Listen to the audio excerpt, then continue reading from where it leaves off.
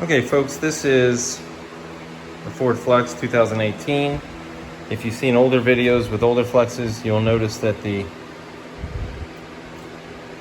fill plug and check plug, or dipstick, whatever you want to call it, for the transmission is here. So on the newer Flexes, and I don't know when this model year brake is, I had a 2009 and now we have a 2018. You do have to take apart this, which comes apart easily. This is just a quick slide right there and it's over, and then of course you use a screwdriver there, screwdriver here, and it pops loose. You're still connected over there, and then you have to take off the filter box. You can actually access it with, it's like under the filter box, which is not at all a good place to put it. I don't know why they thought this was a good idea. This is one of those why mechanics hate engineers episodes, sort of. I do have to get in there. We're going to go ahead and do the transmission fluid. I've done this once before, but it had been 40-some thousand miles, so I had to go looking for that thing, and there it is, as you can see right there. And it's now this kind of stuff. It's LV instead of Mercon V or Mercon 5. So just, working wise. The cool part about that is it's also the same fluid in my F-150, so it's nice to have, the same fluid in each one. So we'll get started. That is where you would fill it, and I guess we're just gonna have to get a long funnel to fill that, and I am about to take it up underneath and we'll check it out under there. So this is the transmission right here. Right there is your drain plug, and then I'm not sure if that is a drain plug too, although it does have some red fluid on it, so I might try to unplug that one first to see if anything comes out, and then I'll go to this lower one as well, which actually has some red on it too. Now okay, as you can see, that's the top plug, and it was pretty hot, even though it's sat for about an hour and a half or so. And the fluid level looked like it was pretty good, but it's been 40-something thousand miles, and these don't have filters that you can access. I think in one video I heard that they're supposed to be like rebuilds at 150,000 miles or something, where that's where they tear apart the transmission and do the filter or something. But our last Flex made it to 162,000 miles before somebody ran into my wife and decided to move to a newer Flex. So, which by the way is 2009 and 2018. I mean, Ford did almost nothing to update this car in 9 years. I mean, it looks, from interior to exterior body panels and stuff, there were some very minor differences, but it's pretty close. So anyways, well, you can see that the bottom plug is definitely draining out pretty good, so we'll just kind of let that sit and let it continue to drain until it runs out, and then we'll go ahead and plug everything up. And of course, like I said, there's no filter to change, so this will be, pretty easy. This doesn't take very long, but I did speed it up. Alright, as you can see, we have both plugs back in, and long after that one was done draining the rather large amount of fluid it spewed out, this one was still dripping a little bit, so I just eventually, plugged it, and I think that's going to have to be good enough for now. I'm not sure what part of the transmission. The same type of fluid, red transmission fluid, hydraulic fluid, whatever you want to call it. So we'll go up top and start filling it up, and I'll show you what I have planned up there.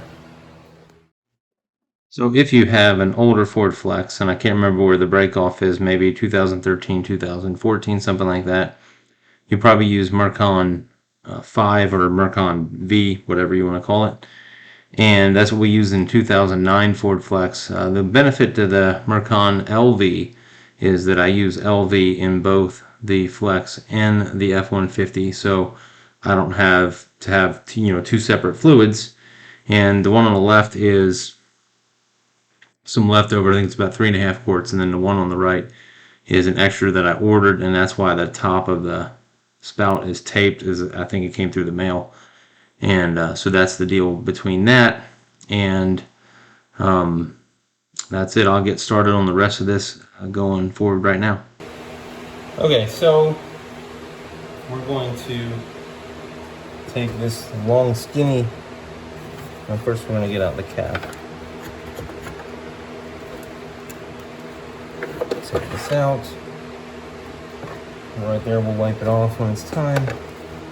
Put that in there and make sure it's good. Let's see.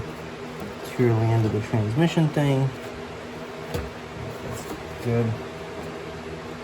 Put this back up here. Don't really want to hold it, so we'll try to do that. Hopefully you can. Well, this naturally sucks. There, maybe that's better. You can see, yeah, obviously. Actually, I was going to use another one, but that may work.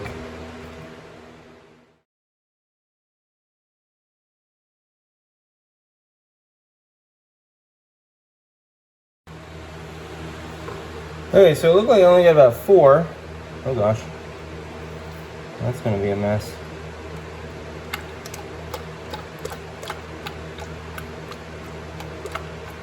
Four quarts out, so we'll. Well, that's a.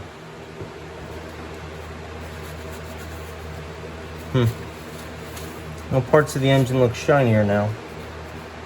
So, I guess there's that.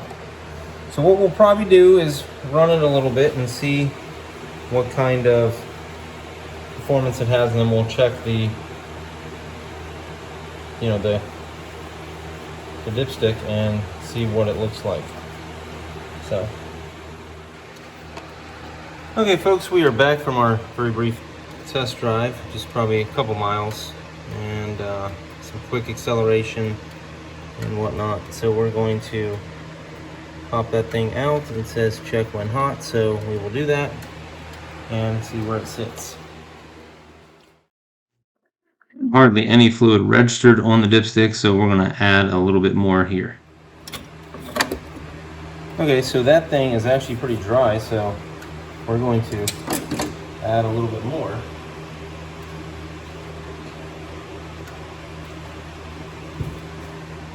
Which surprises me a little bit because we only took out so much, but it's definitely a little bit dry, so.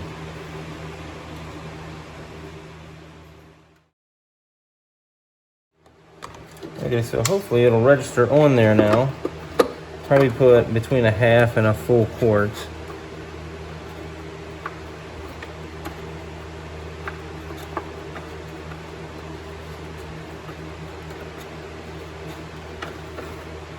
That thing is sort of a pain in the butt to get in there. There we go.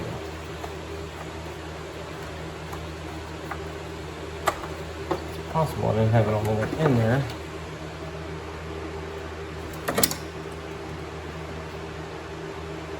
Okay, so we are on the upper end of the check lines where it says check hot. We're at the top of the crosses, so that seems like it's a good spot. I'll probably let it run tomorrow and check it tomorrow as well after my wife rides it around a little bit. Hopefully it won't explode. And that is secure. Make sure it's secure. Turn that off. Actually, and then this, I'll show you, this doesn't, can you see?